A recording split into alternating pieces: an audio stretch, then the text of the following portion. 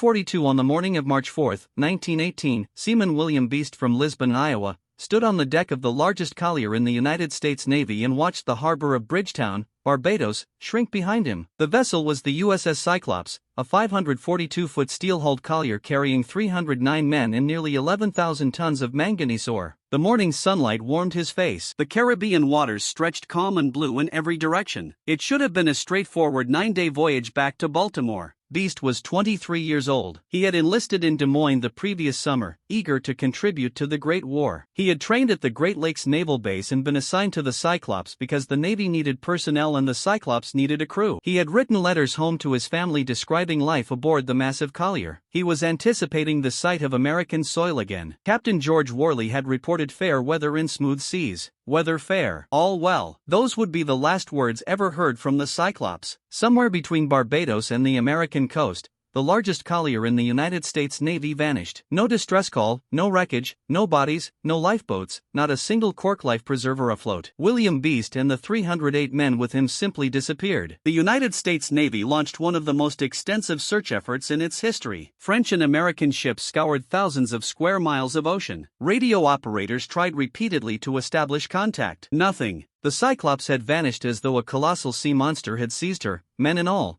and dragged her to the ocean's depths. The disappearance of the Cyclops remains the largest single loss of life in U.S. naval history not caused by combat. 309 men, gone without a trace. More than a century later, her remains have never been located. Her fate remains officially unknown. But the story of what led to that final voyage, the warnings that were ignored, the secrets her captain carried, and the strange coincidences that followed reveal something far more unsettling than any supernatural explanation. This is the story of the ship that vanished and the truths the Navy buried along with her. The Cyclops was constructed as a workhorse, not a battleship. She was built by William Cramp & Sons Ship and Engine Building Company in Philadelphia and launched on May 7, 1910. Her name was drawn from Greek mythology, referencing the race of one-eyed giants who forged thunderbolts for Zeus. At 542 feet in length and 65 feet in width, she displaced nearly 20,000 tons fully loaded. She ranked among the largest vessels in the Navy, a steel and steam behemoth. Her purpose was simple but crucial. She was a collier, a floating coal depot that kept the fleet fueled and operational. In an age when battleships and cruisers ran on coal,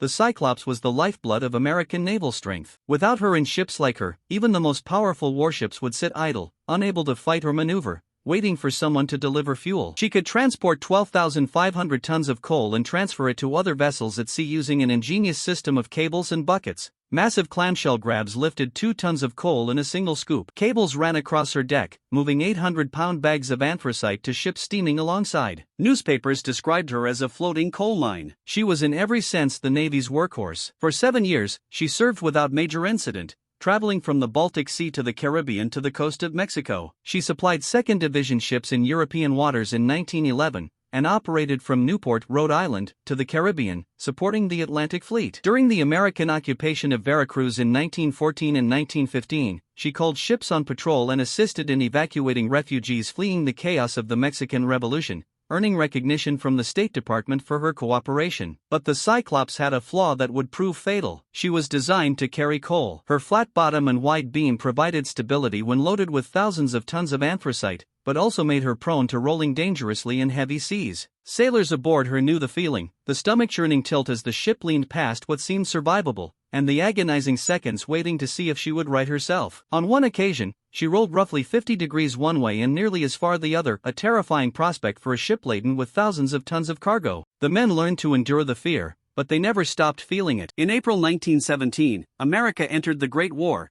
and the Cyclops became a military asset. She was commissioned into the Navy on May 1, 1917, and her civilian crew was replaced with naval reservists. Many of these men had never been aboard a ship before their wartime enlistment. They came from all walks of life: farmers, mechanics, salesmen, tradesmen, a physician from Pennsylvania, teenagers from Baltimore, men both young and old from urban and rural backgrounds. They were assigned to the Cyclops because the Navy needed bodies, and this was where the bodies were sent. And then there was the captain. Lieutenant Commander George Worley was not who he claimed to be. The Navy knew him as George Worley, a gruff, seasoned mariner who had spent decades commanding merchant vessels. He walked the deck carrying a cane, an affectation lending him an air of distinction. He was the only commanding officer the Cyclops had ever known, serving aboard her since she entered service in 1910. But investigators would later uncover that George Worley did not exist. His real name was Johann Friedrich Wichmann. Born in Sanett, Hanover, Germany in 1862, he had jumped ship in San Francisco at age 16 and spent the following 2 decades reinventing himself as an American. By 1898, he had adopted the surname Worley, borrowed from a sailor friend. He ran a saloon in San Francisco's notorious Barbary Coast, a neighborhood infamous for lawlessness, brothels, and opium dens. He brought over his brothers from Germany and built a small empire in the shadows. He qualified as a ship's master and began commanding merchant vessels carrying cargo from the Far East to San Francisco. Some of that cargo was legitimate, some, according to reports, was opium. Crews of these merchant ships told stories about Worley that would follow him for the rest of his life. He was brutal, cursing and berating men for trivial offenses, sometimes becoming violent. On one occasion, he allegedly chased an ensign around the ship with a pistol. He drew comparisons to Captain William Bligh of the Bounty and Captain Edward Edwards of the Pandora, men notorious for their cruelty. Sailors serving under him learned to fear and despise him. When America went to war with Germany, Johann Friedrich Wichmann, now George Worley, was commissioned as a lieutenant commander in the Naval Auxiliary Reserve. The German-born man with a false identity was now commanding American sailors in a conflict against his homeland. The crew called him the damned Dutchman behind his back. They did not trust him. Some of his officers were equally wary, but the Navy required experienced captains,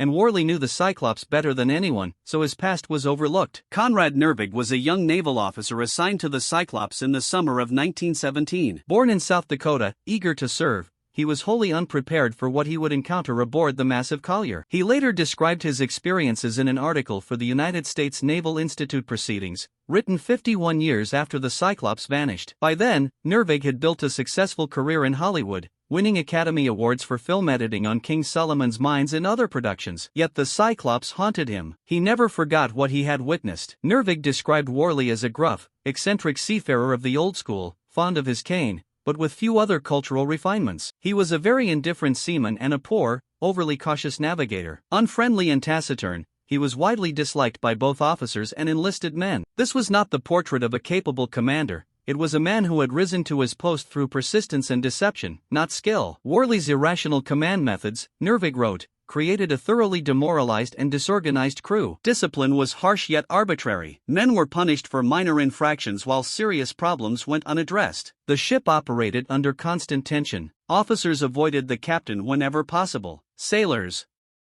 whispered among themselves about the damned Dutchman and wondered what he might do next. Nervig witnessed an incident that haunted him for decades. One day, an engine was turned over while a sailor was working nearby. The force of the propeller drew in a nearby boat and knocked the sailor overboard. He drowned before anyone could save him. It was an accident, the kind that happens on ships, but Nervig blamed the tragedy on the dysfunction that Worley had created. A well-run ship would not have had men working near an active engine.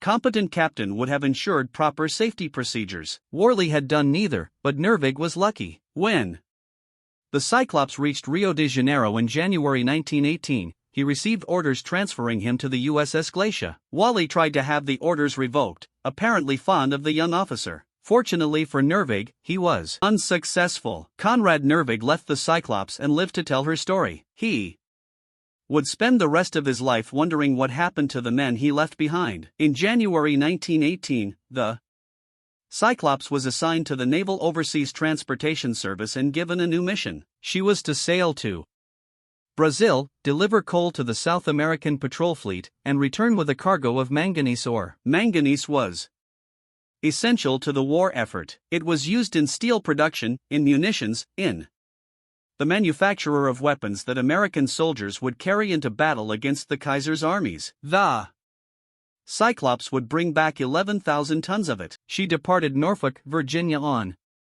January 8, 1918, loaded to her Plimsoll mark with coal and supplies. The day was cold and overcast with light snow falling. The harbor had been frozen. 4 days. Liberty parties from ships at anchor had walked across the ice that morning, returning to their vessels, an unusual sight that spoke to the severity of the winter. The Cyclops plowed through the ice floes in the ship channel, her bow cracking through the frozen surface as she headed for open water. As she reached the channel, she nearly collided with the USS Survey. Outward bound for the Mediterranean and anti-submarine duty, the two ships passed within feet of each other. Sailors on both vessels shouting warnings that went unheeded. It was the first of many bad omens. By nightfall, the Cyclops had cleared the Virginia Capes and headed southward, breasting the heavy winter seas with a speed and ease that amazed her crew. Despite everything, she was a capable ship. She just needed a capable captain. The voyage south was troubled from the start. The ship rolled badly in the heavy winter seas, her flat bottom making her unstable in the swells. Nervig, still aboard at this point, recalled the terror of watching the deck tilt far past what seemed survivable. He had served on other ships. He knew what normal rolling felt like. This was not normal. This was a ship that wanted to capsize. Navigation was equally alarming. On the 12th day, the Cyclops came in sight of the coast of South America off Pernambuco at a distance of about 20 m. Captain Wally immediately changed course to take them farther out to sea. They anchored off the city of Bahia on January 22, having overshot the harbor entrance by 48 miles. The navigator had protested, pointing out that they were heading past their destination. Wally brusquely overruled him. 3 more hours of darkness. Steaming on that course would have run the ship ground. It was only luck that they spotted land in time. The Cyclops arrived in Rio de Janeiro on January 28, 1918. For 2 weeks, she unloaded her coal and took on manganese ore. The process was laborious. Manganese ore is dense, far denser than coal. A cubic foot of coal weighs about 50 pounds. A cubic foot of manganese ore weighs more than twice that. The Cyclops had spent her entire career carrying coal. Her crew knew how to load it, stow it, and secure it. Manganese was different. It was heavier. It behaved differently. It required different calculations, different ballasting, different precautions. The only officer aboard with experience loading manganeses ore was the executive officer, the second in command, but he was not available to supervise the loading. Captain WWII had placed him under arrest and confined him to his quarters over what Conrad Nervig later described as a trivial disagreement. The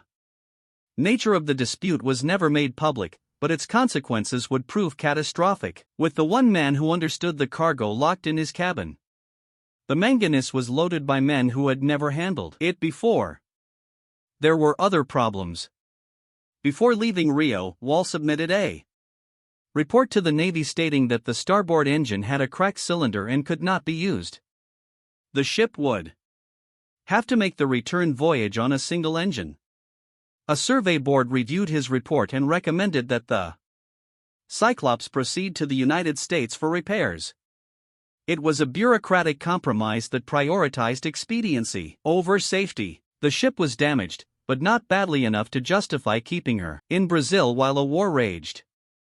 She would limp home on one engine and be fixed in an American shipyard. No one seemed to consider what might happen if the remaining engine failed in the open ocean. No one seemed to consider what might happen if the improperly loaded cargo shifted in heavy seas. No one seemed to consider that they were sending a damaged ship with a demoralized crew and an unstable captain into waters where German submarines were known to operate. The Cyclops was being set up to fail, and fail she would. The Cyclops departed Rio de Janeiro on February 16, 1918 with 309 souls aboard. In addition to the crew, she carried several passengers whose presence would later fuel conspiracy theories that persisted for decades. One was Alfred Louis Mauro Gach, the American consul general in Rio de Janeiro. Gach was returning to the United States to enlist in the army. He was a controversial figure, reportedly of pro-German sympathies despite his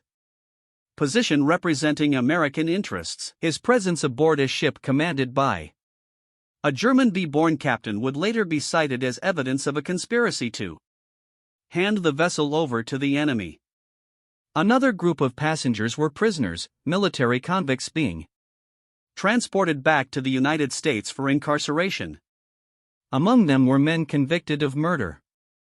Aboard the armored cruiser USS Pittsburgh, a third-ass fireman named Oscar Stewart had been found dead in a pool of blood in one of the boiler rooms. Several men had been court-martialed for the crime. Bernard Dvau, received a life sentence. Moss Whiteside received 15 years. James Coker received death. They were placed aboard the Cyclops in irons to be transported back to American soil for punishment. The ship stopped briefly in Salvador to pick up mail from the naval vessels stationed there, then continued north. She was supposed to sail directly to Baltimore with no additional stops. But on March 3, the Cyclops made an unscheduled visit to Barbados. The reason for the stop was alarming. The ship was riding too low in the water. Officials in Barbados noted that the water line was above the Plimsoll mark, the line painted on a ship's hull, indicating the maximum safe loading depth. Samuel Plimsoll had fought for decades to require this line on all ships after witnessing countless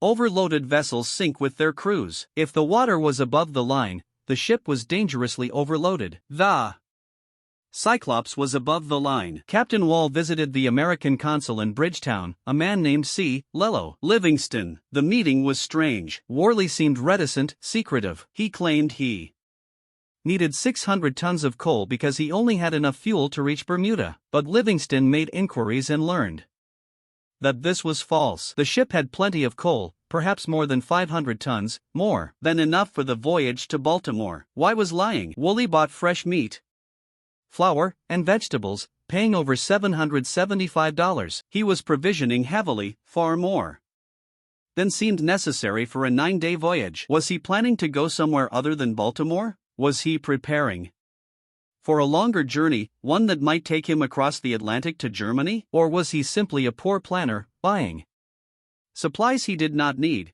because he did not know how to calculate what he would need? On March 4, 1918, the Cyclops steamed out of Bridgetown Harbor and headed north toward Baltimore. Her last known message said, "Weather fair."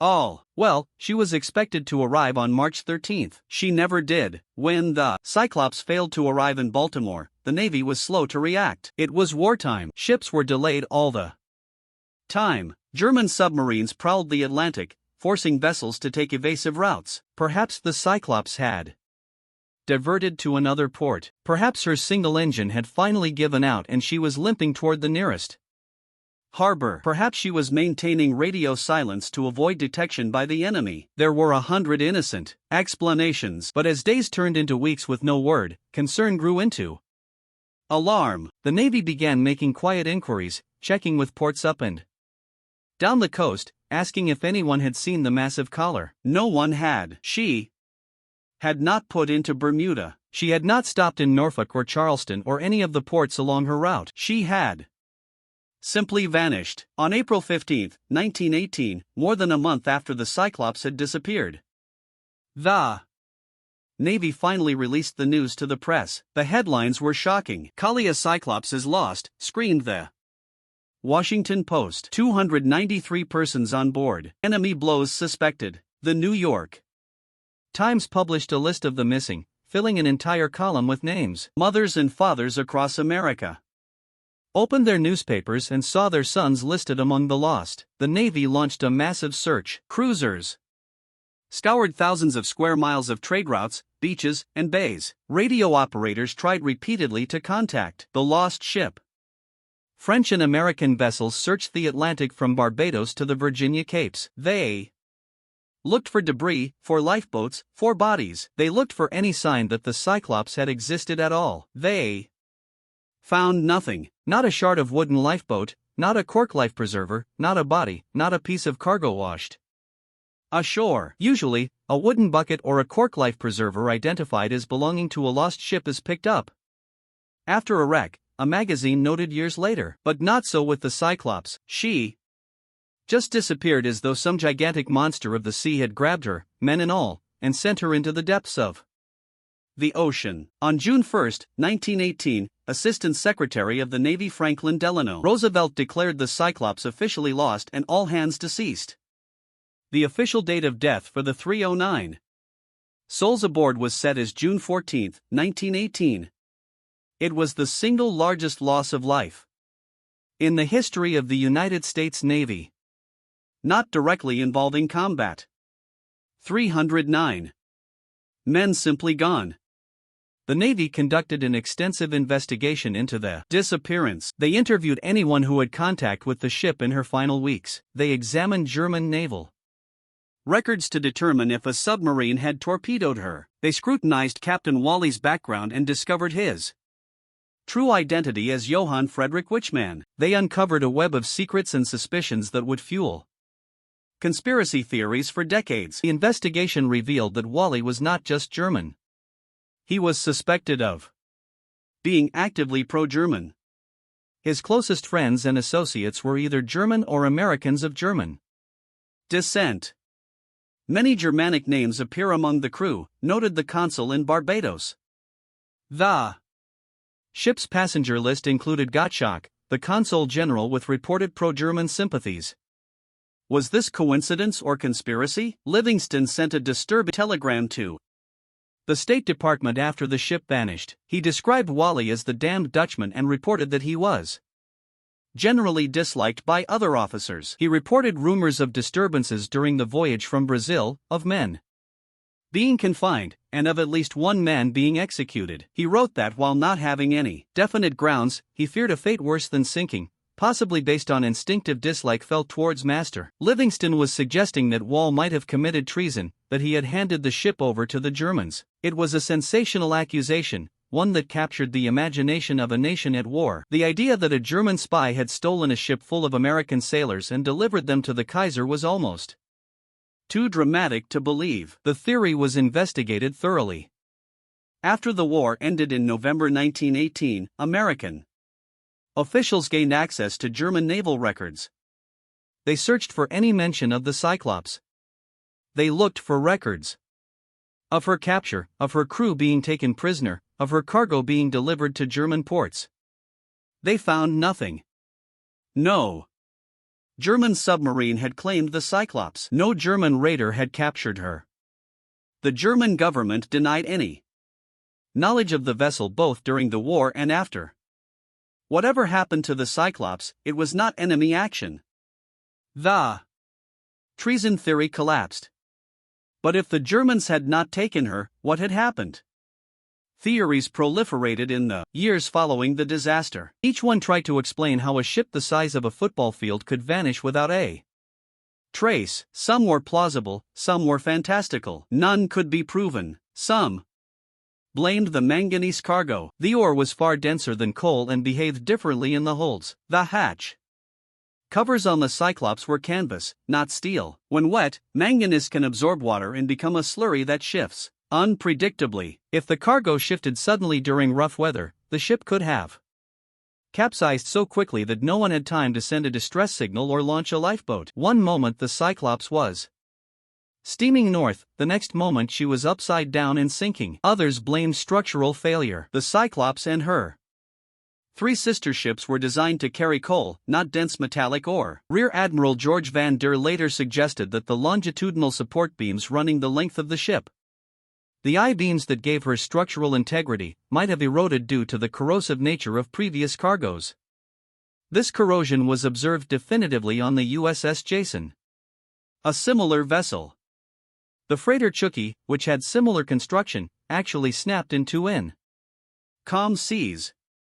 If the Cyclops hit heavy weather with weakened structural members and an overloaded hold full of improperly stowed ore, she might have broken in half. The bow and stern could have been supported by wave crests, while the heavily loaded middle hung unsupported in a trough. The stress would have been enormous. The weakened I-beams would have given way. The ship would have snapped like a twig and gone down in minutes. Conrad Nervig believed this is exactly what happened. He theorized that the manganeses ore was stored improperly concentrated amidships instead of distributed throughout the holds. Remember, the one officer who knew how to load manganeses was locked in his cabin. Without his expertise, the crew loaded the ore the way they had always loaded coal. But coal and manganeses are not the same. The weight distribution was wrong. The stress on the center of the ship was immense in heavy seas. Nervig wrote, the stress would have caused the ship to break apart almost instantly. There would have been no time to call for help, no time to lower the boats, just a sudden catastrophic failure, and then nothing. The bow and stern would have sunk separately, dragging the crew down with them. Within minutes, there would have been nothing left on the surface, no debris, no survivors, just empty ocean. The structural failure theory gained terrible credence from a series of coincidences that defied explanation. Two of the Cyclops' three sister ships suffered identical fates.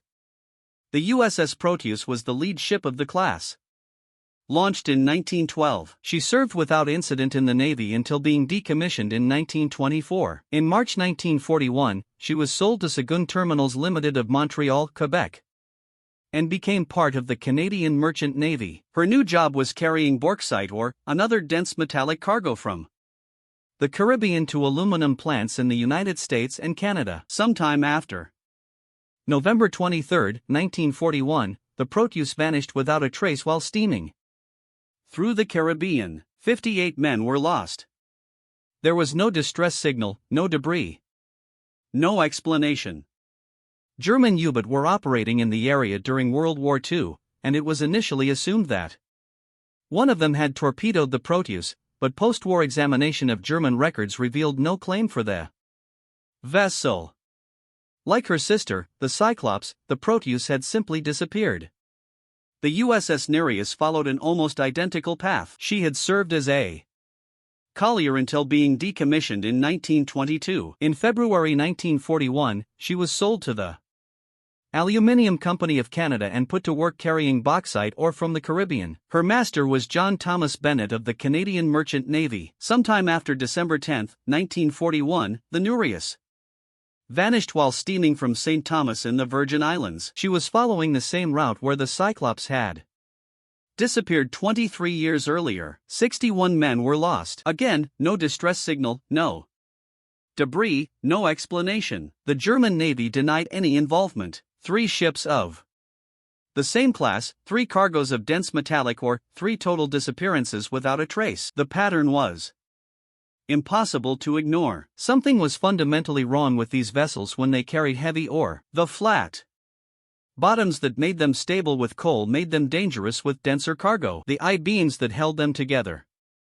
corroded over time, weakening their structural integrity. When loaded with ore and sent into heavy seas, they broke apart so quickly that no one aboard had time to call for help. The fourth sister ship, the USS Jupiter, avoided this fate only because she was converted into something else entirely. Between 1920 and 1922, she was transformed into the first American aircraft carrier and renamed the USS Langley. She never carried ore. She never sailed with a flat bottom full of dense metallic cargo. She survived until 1942 when Japanese aircraft bombed her off Java. Her crew was rescued before she sank. Unlike her 3 sisters, the Langley left survivors in wreckage. Unlike her 3 sisters, we know exactly what happened to her. The disappearance of the Cyclops became foundational to another mystery, one that would capture the public imagination for decades. In the years following the disaster, writers began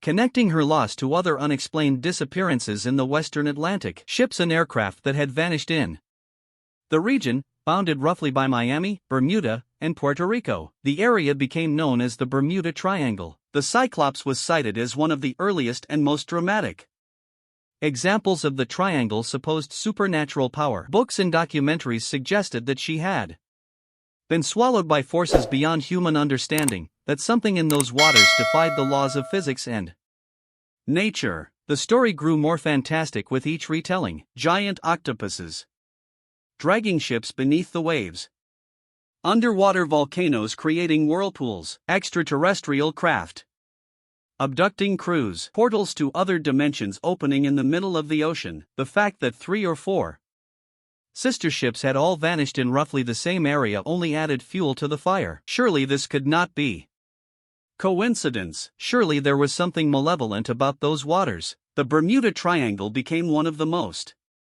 enduring mysteries of the 20th century, spawning books, movies, and television specials that captivated audiences around the world. But the truth, as researchers like Larry Kusch demonstrated in his landmark 1975 book, The Bermuda Triangle Mystery Solved, was far more mundane. The triangle was a myth, a collection of incidents that could be explained by weather, mechanical failure, human error, and the simple vastness of the ocean. Ships sink, planes crash. Sometimes they sink and crash in the same general area because that area sees heavy traffic. There is nothing supernatural about the waters between Florida and Bermuda. There is only the sea, which has been killing sailors since humans first built boats. The Cyclops did not vanish because of supernatural forces. She vanished because of overloading, structural weakness, poor leadership, and the unforgiving nature of the Atlantic. Her fate was tragic. But it was not mysterious. It was the predictable result of sending a damaged ship with an unstable captain and an inexperienced crew into dangerous waters with an improperly loaded cargo. She was doomed before she ever left Barbados. The families of the lost sailors waited for answers that never came. In towns across America, mothers and fathers received telegrams informing them that their sons were presumed dead. There were no bodies to bury, no personal effects to return, no closure, just an official date of death and a name on a memorial that most people would never see. Among the lost was Lewis Hardwick, an African-American mess attendant from Atlanta, Georgia. His son, Herbert Lewis Hardwick, would grow up never knowing his father, but Herbert made his own mark on the world. He became a boxer known as the Coco Kid, winning the world-colored welterweight and middleweight championships in the 1930s and 40s. He fought his way to prominence with fists that his father never got to see. There was Dr. Bert Jacob Asper, the assistant surgeon from Chambersburg, Pennsylvania, who served as the ship's medical officer. He had joined the Navy after receiving his commission and was assigned to the Cyclops to care for her crew. He also served as the ship's censor, reviewing the letters that sailors sent home to ensure no sensitive information reached enemy hands. An envelope he postmarked on January 28, 1918, bearing his initials BJA within. The censor's marking is now preserved at the Franklin Delano Roosevelt Presidential Library. It is one of the only physical artifacts from the Cyclops that still exists. There was Edward Morgan Jr., a young fireman from Washington, D.C., who wrote cheerful letters to his mother throughout his time aboard the ship. He told her about life at sea, about the ports they visited, about the friends he had made among the crew. His letters survived and were later donated to the Franklin Delano Roosevelt Presidential Library, where they remain today as one of the few direct testimonies from anyone who served aboard the Cyclops. His final letter arrived at his family's home in mid-March 1918, just days before the Navy announced the ship was missing. In Baltimore, the War Memorial lists the names of Marylanders killed during the Great War. Among them are sailors from the Cyclops, Thomas Lee of West Baltimore, Adam Seekey of Canton, Charles Holmes, who left behind a wife and infant son on Pressbury Street, Edward Dressback, who had written cheerful letters to his mother on Harlem Avenue, Beverly Jones and Herbert Price, two city boys just 17 years old. Their names are inscribed in marble alongside soldiers who fell at Bellewood in the Argonne. But unlike those soldiers, their bodies were never recovered. They have no graves to visit. They have only their names carved in stone. For decades, no one kept the memory of these men alive. The Cyclops was not lost in a glorious battle. She did not go down fighting. She just vanished, and with her vanished the memory of the men she carried. It was not a story that inspired monuments or movies. It was a story that embarrassed the Navy and confused historians. So, it was forgotten. Then in 1997, a man named Marvin Barish began to change that. Barish was about 10 years old when his father first told him about the Cyclops. His great-uncle, Lawrence Merkel, had been a fireman aboard the ship. Merkel was among the first 800 Marylanders to enlist in the Navy when America entered the war. He had been assigned to the Cyclops because that was where they needed men. His name was inscribed on the War Memorial in Baltimore, but that was all the family knew. They had no photographs of him, no letters, no details about how he had lived or how he had died. Barr spent the next 2 decades researching the Cyclops. He gathered naval records, ship logs, photographs, and dispatches. He tracked down descendants of other crew members. He corresponded with historians and archivists around the world. He became obsessed with the ship that had taken his great-uncle, determined to understand what had happened and to ensure that the 309 souls who perished would not be forgotten. He wrote 3 books about the ship, documenting every day of her service that could be reconstructed from surviving records. He located the only genuine envelope ever postmarked aboard the Cyclops, preserved at the Roosevelt Library since 1942. He analyzed positional data from other ships that might help pinpoint where the Cyclops went down. He became the world's foremost authority on a vessel that most people had never heard of. "I just want her to be found," he told a reporter. "I want the 309 to be at rest as well as the families. It is something everybody needs some resolution." In 1968, a Navy master diver named Dean Wyatt briefly raised hopes of finding the Cyclops during a search for the missing nuclear submarine USS Scorpion. Horses descended on a large wreck lying in 180 feet of water about 40 nautical miles northeast of Cape Charles, Virginia. He was amazed by the size of the vessel. It had a bridge on stilts exactly like the Cyclops. The structure matched photographs he had seen of the lost collier, but bad weather was approaching and the salvage operation was focused on finding the Scorpion, not investigating old wrecks. Was forced to surface before he could fully explore the vessel. The Navy moved on, eventually locating the Scorpion west of the Azores. The mysterious wreck of Virginia was forgotten. Years later, Horse saw a photograph of the Cyclops in an article about her disappearance. He was convinced it was the same ship he had explored. The bridge on stilts, the overall dimensions, the location near the Virginia Capes where the Cyclops might have gone down in the storm of March 10, 1918, it all fit. Horse persuaded the Navy to return to the site, but they found a different wreck, not the one he remembered. The renowned shipwreck. Hunter Clive Cussler, author of the Dirk Pitt adventure novels, later funded an expedition to relocate the vessel Horse had discovered. His organization, the National Underwater and Marine Agency, searched the area but came up empty. The wreck that Horse had discovered, whatever it might have been, remained concealed. Dean Horse passed away a few weeks after that final expedition. He carried the secret of what he had witnessed to his grave. Did he actually step onto the deck of the Cyclops? Or had he stumbled upon one of her equally ill-fated sister ships, the Proteus or the Nereus? All three disappeared in roughly the same region. All three remain unfound. Perhaps one day, when technology allows us to explore the ocean floor with the same clarity as we see on land, all three vessels will be located. In recent years, advances in deep-sea exploration have revealed warships previously thought lost forever. Paul Allen, the Microsoft co-founder, spent 8 years and millions of dollars searching for the Japanese battleship Musashi, the largest warship ever sunk. His team discovered her in 2015, resting more than half a mile beneath the surface of the Sibuyan Sea in the Philippines. Allen's expeditions also located the USS Lexington, the aircraft carrier lost at the Battle of the Coral Sea in 1942, and the USS Juneau, the cruiser whose sinking claimed the lives of the 5 Sullivan brothers. The USS Indianapolis, torpedoed in 1945 with nearly 900 men lost, was found in 2017 by a separate team using similar technology. These ships had been missing for decades. Modern sonar and remotely operated vehicles made their discovery possible. Barish believes the Cyclops may lie in the deepest part of the Atlantic Ocean, the Puerto Rico Trench, plunging more than 27,000 feet below the surface. If the ship sank into that abyss, she may be beyond current technological reach, but technology improves each year. Ships considered unlocatable a decade ago are being discovered today. Perhaps the Cyclops will be next. Barish has also worked to ensure that the men of the Cyclops receive the recognition denied to them in life. He contacted the Navy to request a grave marker for his great-uncle, Lawrence Merkel. Although no remains were ever recovered, the Navy provided one, a cenotaph, the Greek term for empty tomb. It was placed in the Crownsville Veterans Cemetery in Maryland. In 2000, Lawrence Merkel was posthumously awarded the World War I Victory Medal, more than 80 years after his death. Barish keeps an American flag with 48 stars, the flag under which his great-uncle served.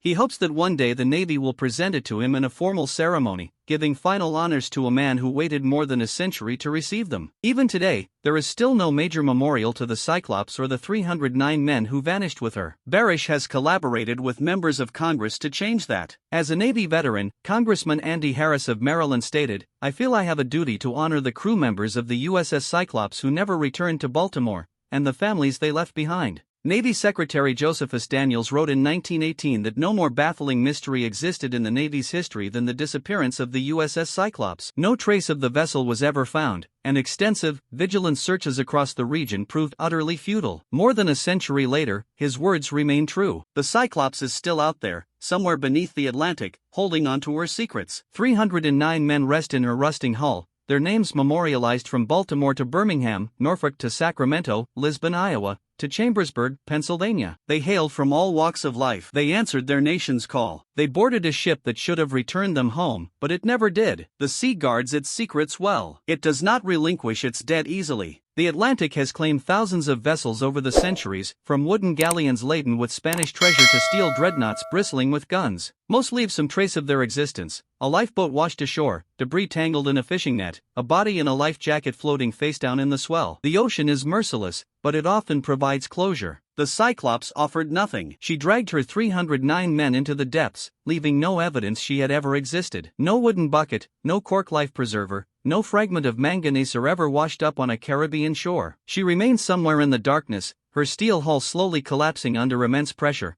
her crew resting in compartments that will never see light again. This is how maritime tragedy occurs, not always in battle, not always against a visible enemy. Sometimes it happens due to human decisions that prioritize schedules over safety, ignored warnings, and concealed secrets. The Cyclops was doomed before she ever left Rio de Janeiro. The cracked engine, the overloaded cargo holds, the imprisoned executive officer, the inexperienced crew, the captain nobody trusted, all combined to send her to the ocean floor. And all of it was preventable. If you found this story compelling, please take a moment to like this video. It helps share more forgotten accounts from naval history. Subscribe to stay connected to these untold narratives. Each one matters. Each one deserves remembrance. We would love to hear from you. Leave a comment below telling us where you are watching from. Our community spans from Texas to Tasmania. From veterans to history enthusiasts, you are part of something special here. Thank you for watching, and thank you for keeping these stories alive.